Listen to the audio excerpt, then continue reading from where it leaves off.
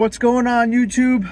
I just wanted to kind of go over this week and explain to you guys about the headaches. Man, this week has been tough. I've been doing this for about 16 years. I have multiple licenses, and for the most part, everything usually goes pretty smooth.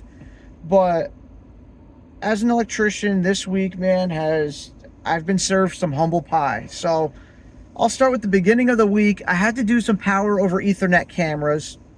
And when I tell you I was struggling with the dumbest things, just putting the RJ45 ends on the end of the Cat 6, I didn't realize it until like 2 hours into me messing up every head I put on. I had the pass-through connectors, but my crimp wasn't the one that had the blade at the end of it, and it would bite the wires off. So for some reason, every time I would crimp it, the wires were left over. I would try to cut the end of the wires off because those are the only ends I had. It would mess up the pin somehow, and I couldn't even make a simple patch cord. So for instance, like at least one of the, out of the 8 terminals, at least one of them would get messed up. When I tell you, I was getting so frustrated. Oh man, I had to take a break. I had to tell my helper, I was like, listen, man, I've done this a million times. I don't know what's going on. I need a break for a second. I had to sit down, eat, drank water. Eventually, like no joke, 2 hours into it, I'm looking at it and I'm realizing what I'm doing wrong. The good thing about this field is things don't just not work, and there's always a reason why something's not working. Whether you figure it out or not, that's up to you. And that's with experience. That's why messing up is actually good. I'm not saying go and do things out of your reach or out of your skill level, but the more you mess up, the more experience you gain. And anyway, got the job done at the end of the story. I got the job done. Today, oh man, I was installing what I thought it was a buck boost transformer for a compressor. So the client calls, I go over there. It's a 12208 system. The compressor requires 230 volts, and it's getting about 205. So it's running a little hot. The voltage, when it kicks on, when the load is at its heaviest, the voltage is dropping down to like 195. There's an alarm going off. So I tell them, all right, let me boost the voltage. I'll get a buck boost transformer. I'll be back the following week. So I call my project manager. I'm like, hey, can you order a buck boost transformer for me? Yada, yada. I told them what I need. We get it. I'm there today. And as I'm installing this thing, like I've done a million times, I install it like I always do. Like I always wire buck boost transformers.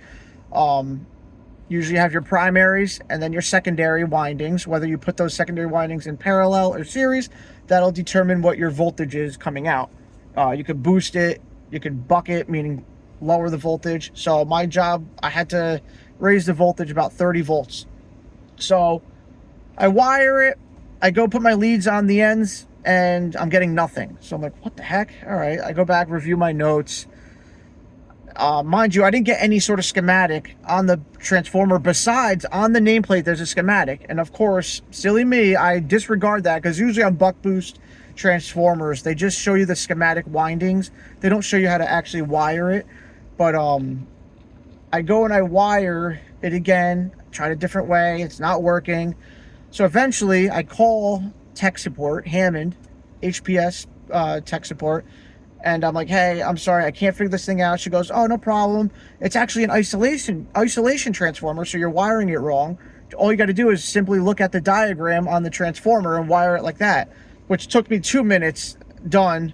And I didn't realize it was an isolation transformer. I thought it was a buck boost transformer. And the difference between the two is buck boost transformers, correct me if I'm wrong, they're auto transformers. So the windings, the primary and secondary are basically wired together. So you would take like a jumper from X or H4, bring it to X1, so the voltage is going through both of them. A isolation transformer, the windings, the primary and the secondary stay isolated, so you're not taking that jumper from one to the other. And that's what I messed up, man. A 2-hour job took me 5 hours today, put it that much. And I have a headache right now, and I got it done. So the moral of the story is stick with it. Try not to get overwhelmed, and if you don't figure it out, call someone who might know. Just keep going at it, man. And if you don't figure it out, be honest with them, go back the next day, get whoever you can to help you, and then take it as a learning curve. Learning curve? Take it as a learning experience. I don't know how to talk. I have a headache right now. Anyway, let me know what you guys think. I'm sure we all have had these crazy stories where you can't you can't be on your game every day. As much as I want to be, there's going to be times where you're going to mess up. Hopefully those mistakes aren't going to cost a lot of money, But yeah, man, let me know what you guys think. Talk to you soon. Whoa.